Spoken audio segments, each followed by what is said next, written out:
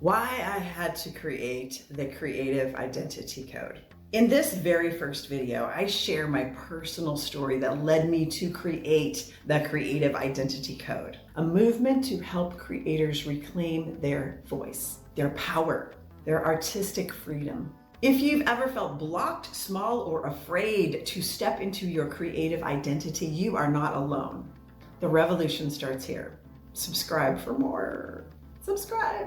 This is video one of a series of pre-launch videos before we launch the podcast. My name is Heather. If you want to know more about me, read the bio. But let me tell you why this project had to be born and why your creative identity might be the most important thing you will ever reclaim. For as long as I can remember, creativity wasn't something I did.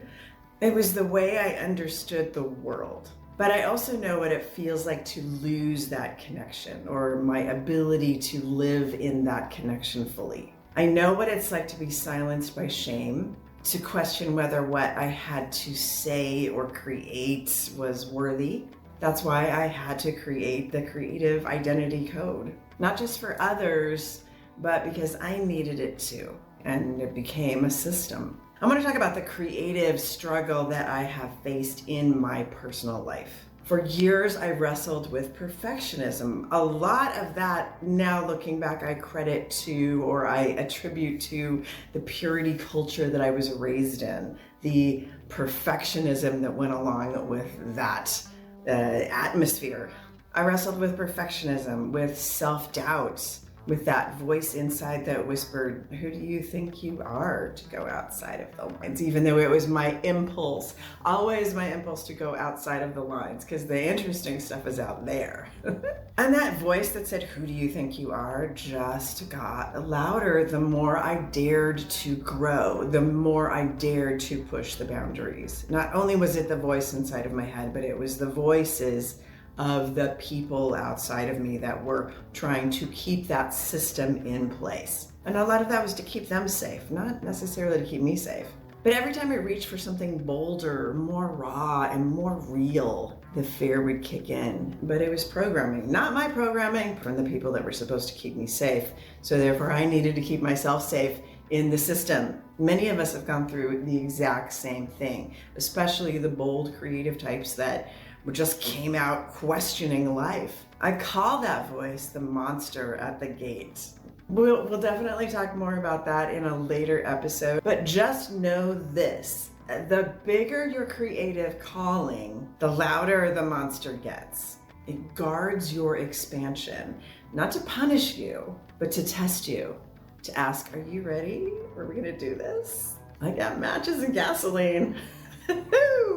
Let's talk about creativity and identity confusion. Identity confusion as it relates to your creative identity. At its root, my biggest block wasn't skill, because skill can be learned. I didn't know who I was allowed to be, not who I was. Was I the good girl from the religious system I came from? Or was I the free spirit that danced in my photo lab at 2 a.m. with headphones blasting Laurie Anderson while I had the house all to myself? Was I the married single mom running a house with 2 wild kids in tow all the time? Was I the professional vocalist who lost her voice and had to rebuild from silence because the weight of it became too crushing?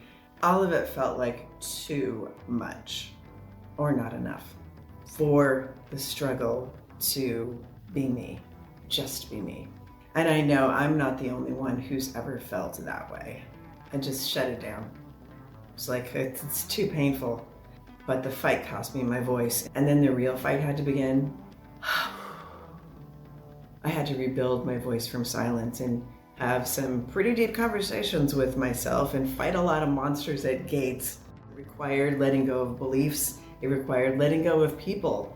It required letting go of things I thought were true to reclaim that voice, to more freedom, more joy, more expression, more life, and more happiness for the people that actually relied on me. I raised kids in a purity culture space, not being a purity culture mindset.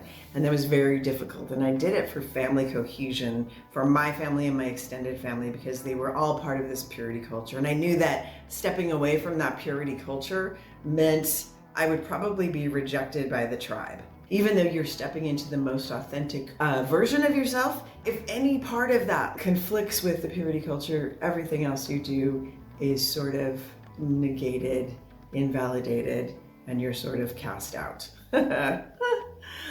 I'm already living in a desert, so.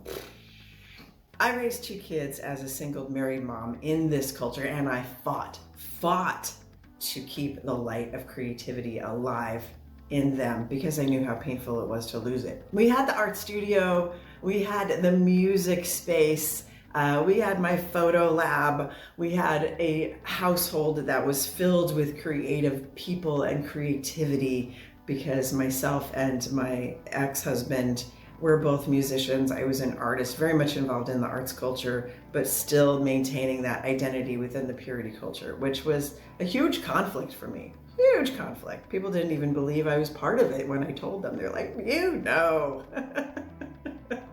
That's a lie.